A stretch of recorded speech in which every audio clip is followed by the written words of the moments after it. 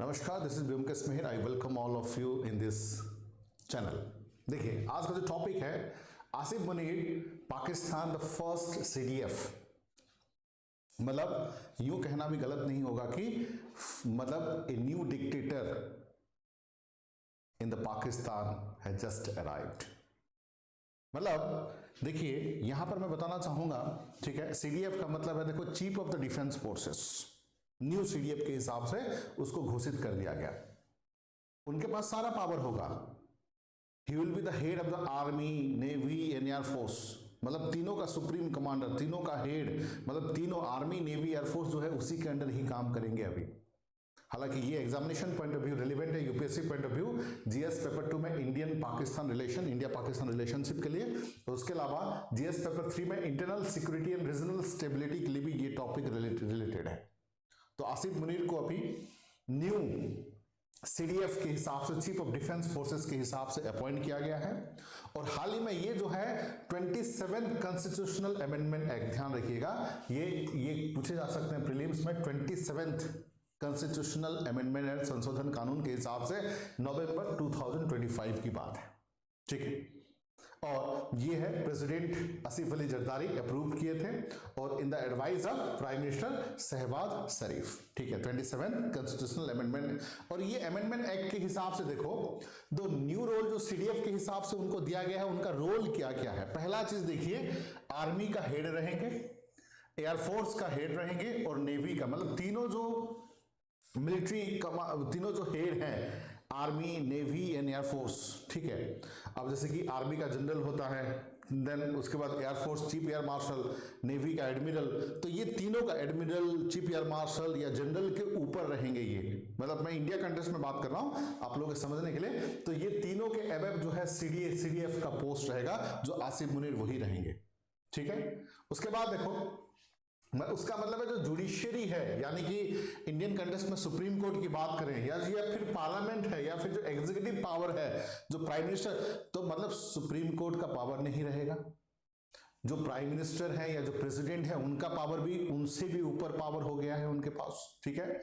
और पूरा एग्जीक्यूटिव या जो पार्लियामेंट्री है, ठीक है, जो इंडिया कंटेक्स्ट में लोकसभा, राज्यसभा, उनसे भी पावरफुल हो गया। मतलब ऐसे एक इंसान को चूज किया गया जो ऑब्वियसली एक डिक्टेटर की तरफ से जा रहे हैं। मतलब उनका काम क्या होगा, देखो, ज्वाइंट ऑपरेशन होंगे, देन डिफेंस स्ट्रेटेजी फॉर्मुलेशंस होगा, हर चीजें डिफेंस रिलेटेड होगा, चाहे न्यूक्लियर कंट्रोल हो, चाहे आर्मी हो, चाहे एयरफोर्स हो, चाहे नेवी हो, हर चीज में उनका कमांड रहेगा।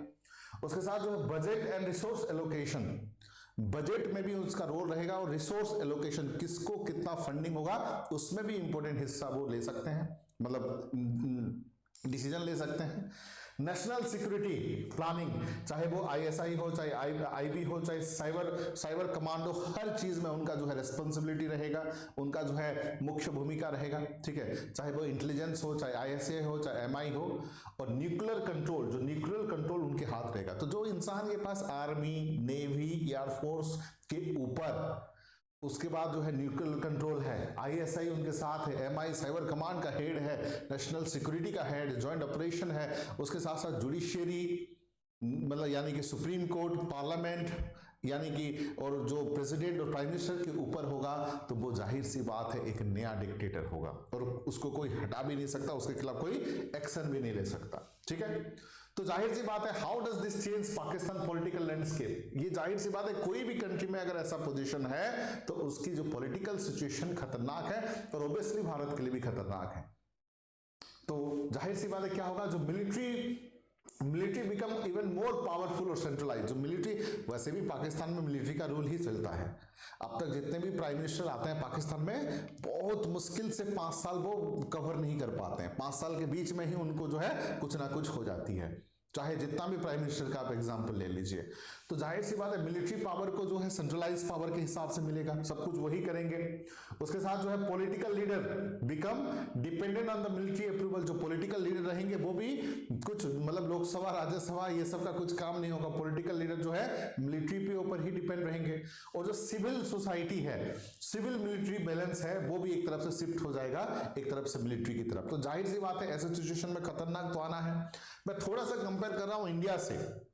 इंडिया के सीडीएफ की बात करें तो ये है 4 स्टार पोजीशन है, और ये पाकिस्तान की बात करें तो 5 स्टार पोजीशन है। पाकिस्तान को ज्यादा पावर दिया गया है as compare to Indian CDF, ठीक है।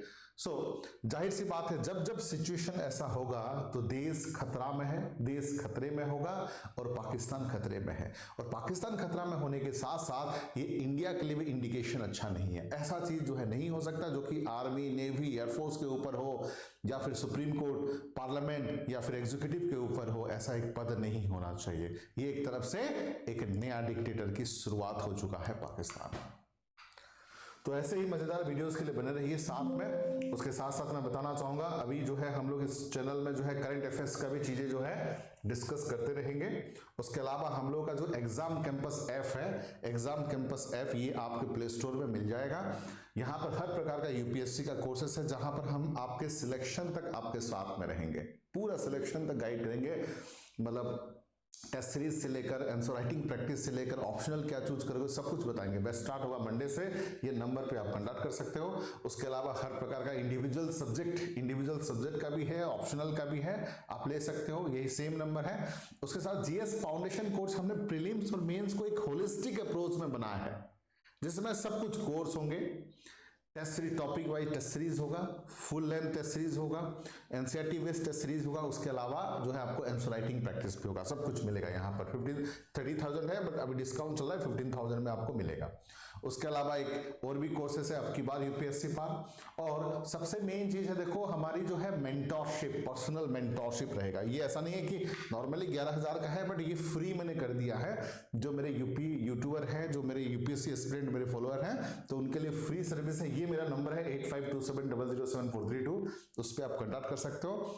आप अगर कंफ्यूज हो कौन सा ऑप्शनल लेना है, प्रीलिम्स की तैयारी कैसे करना है, आंसर राइटिंग कैसे करना है, टेस्ट सीरीज कहां से देना है, मैराथन कहां से पढ़ना है, किसी भी प्रकार का यूपीएससी रिलेटेड कंफ्यूजन है, आप इस नंबर पे मुझे कॉल कर सकते हैं। 24/7 फ्री मेंटोरशिप है, ये completely free mentorship for everybody, ठीक है।